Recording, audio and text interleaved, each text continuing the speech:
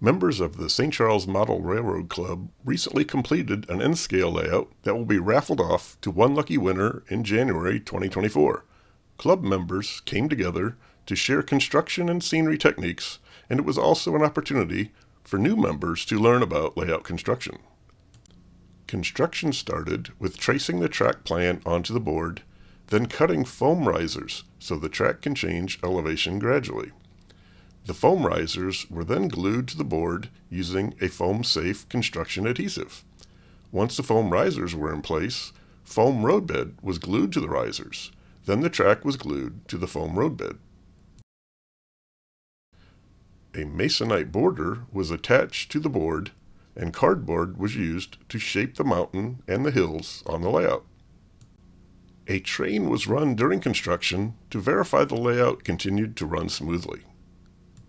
Plaster cloth was used to form the hills and create the different elevations and tunnels around the layout. Shaper sheet plaster and newspaper were used to cover the plaster cloth and create the terrain features.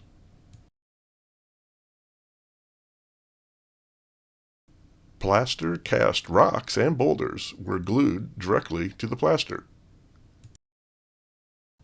Different colored dyes were used to color the plaster. The dye was sprayed and brushed on to create natural earth colors.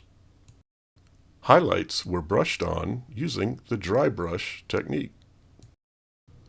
Once the dye had dried, acrylic medium was brushed on to attach the grass and turf. Grass was sprinkled on while the medium was still wet, then was fixed in place when the acrylic medium had dried. The grass helps create natural-looking scenery when all the elements are combined.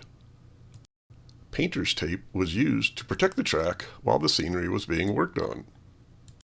The painter's tape was removed, and the next step was to spread the ballast onto the track.